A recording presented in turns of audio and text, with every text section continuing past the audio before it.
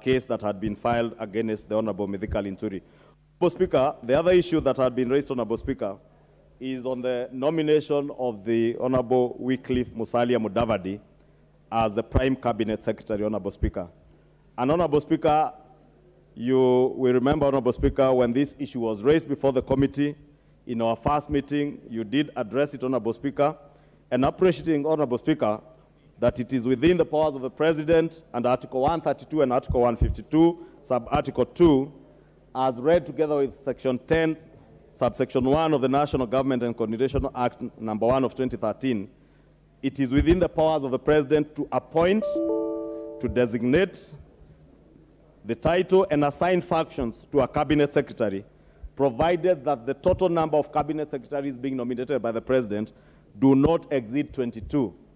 It is important, Honorable Speaker, for members and the nation to note that the Honorable Musalia Mudavadi, in line, Honorable Speaker, with your ruling as our chair, that the Honorable Musalia Mudavadi was nominated by His Excellency the President to serve in the office of the Prime Cabinet Secretary as one of the 22 Cabinet Secretaries, Honorable Speaker.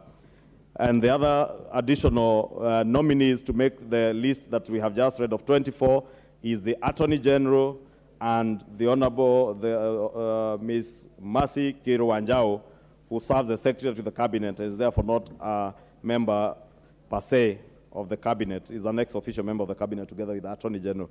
Honorable Speaker, on the nominee by the name, Honorable Speaker, the nominee who, Honorable Malonza, Peninah Malonza, OGW, who was nominated as a Cabinet Secretary for Tourism, Wildlife and Heritage. Honorable Speaker, again, it is important to state that this was a decision by the committee. But at the end of the day, Honorable Speaker, again, the committee works on behalf of the plenary and on behalf of this House, and it is up to the House to make a decision on all these nominees and decide whether to approve or disapprove them, Honorable Speaker. And it's important, Honorable Speaker, to note that, Honorable Speaker, this particular nominee and the decision of the committee, Honorable Speaker, to reject her nomination is not a vindication, Honorable Speaker, on her suitability per se to hold public office. We did consider and look at her academic credentials, Honorable Speaker, and the nominee is very well qualified in terms of her academic credentials. She is a holder of a master's degree in project planning and management, which she got in 2008. She has a higher diploma in psychology, counseling management, and a Bachelor of Arts in anthropology, all from the University of Nairobi. The anthropology degree, she graduated in 1998, and with a master's in project planning and management that she graduated in 2008. 1998 for undergraduate and 2008 for her master's degree. And she has also undertaken several short courses, Honorable Speaker. It's also important, Honorable Speaker, to state that the nominee did meet all the requirements of Chapter 6 of the Constitution on leadership and integrity, having obtained her clearance certificate, just like all the other nominees, including the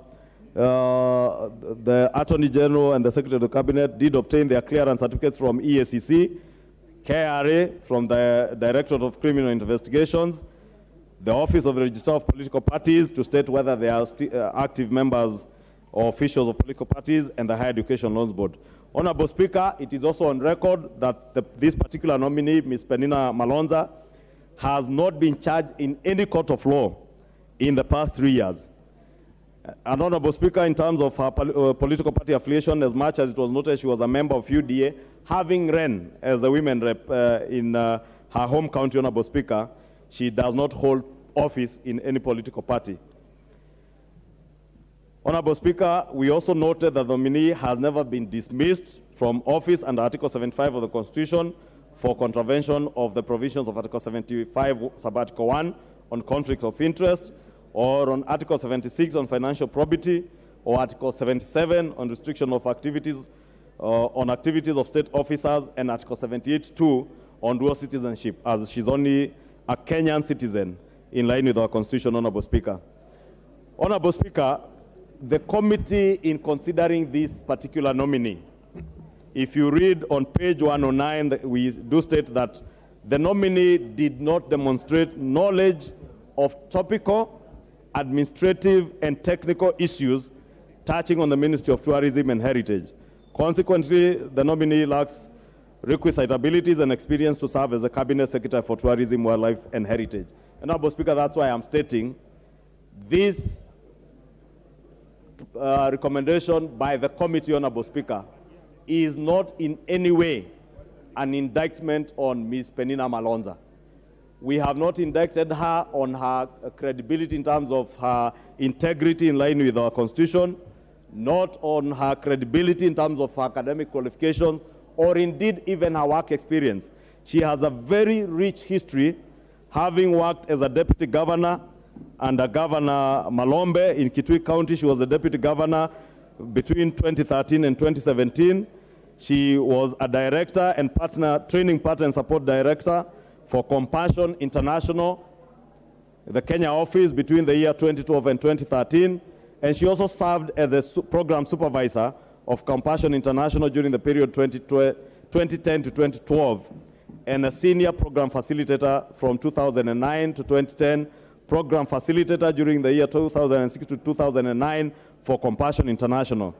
The nominee also served as the project director for Changamwe Baptist Church between 2002 and 2006, and she has also served as a project coordinator for AMREF Kenya at Kibera-based Health Community Care Program in 1999. Honorable Speaker, I'm only enumerating this because it be misconstrued, Honorable Speaker, that having looked at her qualifications, having looked at her integrity, the committee did not find anything that would make her not pass or suitable as a cabinet nominee for tourism. It is only out of the one-on-one interview.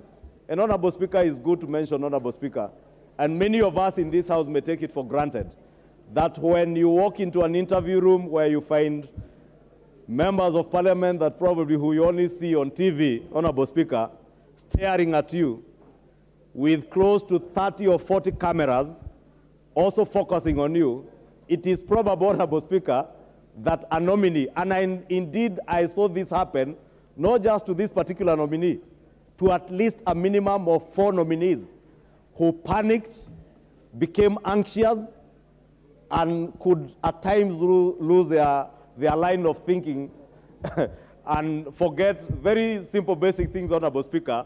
And at times it took members to crack a joke or two to allow them to relax. And Honorable Speaker, we must appreciate that this lady also, besides having been deputy governor, she lost as deputy governor in 2017 when Governor Malombe lost elections in 2017. But she recollected herself and ran for women rep under a UDA ticket in her home county. And you know Kitui County was not a UDA or a Kenya Kwanza stronghold. But she did extremely well. And Honorable Speaker, having come from an election that she had lost, Honorable Speaker, and she is now subjected to a grueling, almost close to 2 hours, with cameras, Honorable Speaker, focusing on her. And Honorable Speaker, I must declare that I did meet the nominee the following day, I think a day or two, at the Mashujaa Day celebrations at Uhuru Gardens.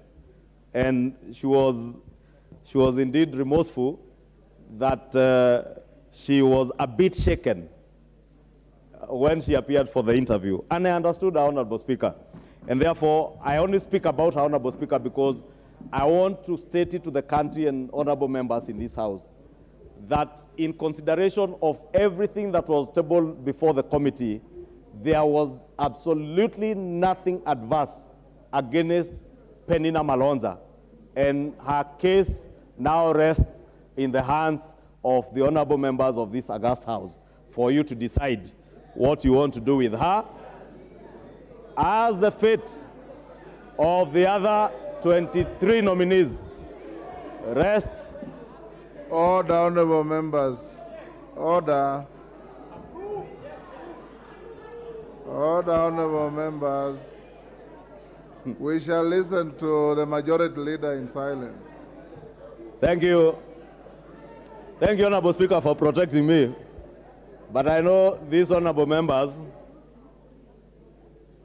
know what I'm speaking about, because many other Kenyans, Honorable Speaker, attend job interviews and perform in different ways, and we all react in different ways to shock.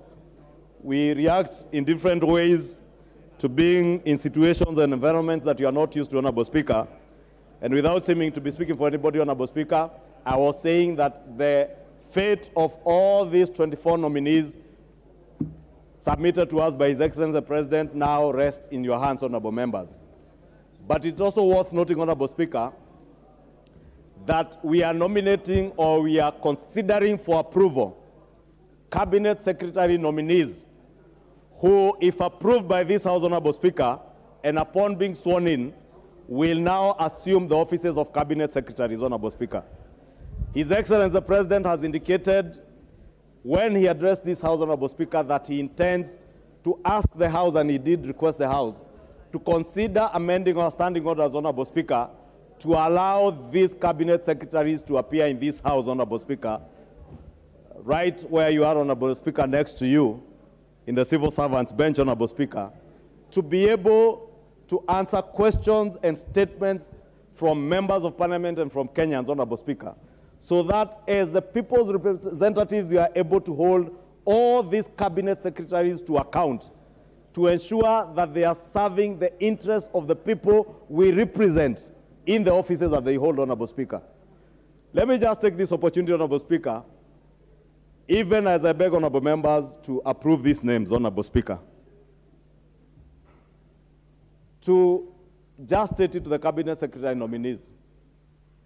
God willing, if you are approved, let us not witness the hubris, the arrogance that we witnessed under the Cabinet Secretaries that served in the previous regime. They must appreciate that they have been bestowed the honor to serve in high office, to serve the people of Kenya. And as they come to this House, they must appreciate they are coming to appear before the people's representatives. When a Cabinet Secretary is called to come and answer a question in this House, he is not coming to answer to the Honorable Junet Mohammed or the Honorable Roko, member for Mbere North. You are answering a question to the people of either Suna East or the people of Mbere North, not the honorable members. And therefore, we do expect, Honorable Speaker, that we shall treat them with the decorum and respect that they deserve. But they must treat the people of Kenya with higher respect and answer to questions and statements that are of concern to the people of Kenya without the arrogance we saw in the last regime. We must take this opportunity, Honorable Speaker, and I must tell them from this floor, Honorable Speaker, the reason the President has implored on this House to amend our standing orders to allow Cabinet Secretaries to appear in this House to answer to questions and statements, Honorable Speaker, and also to articulate government policy, Honorable Speaker, is to enhance accountability in government. President William Ruto, as I said the other day, Honorable Speaker, does not need to speak about corruption. He will act on corruption. Any Cabinet Secretary who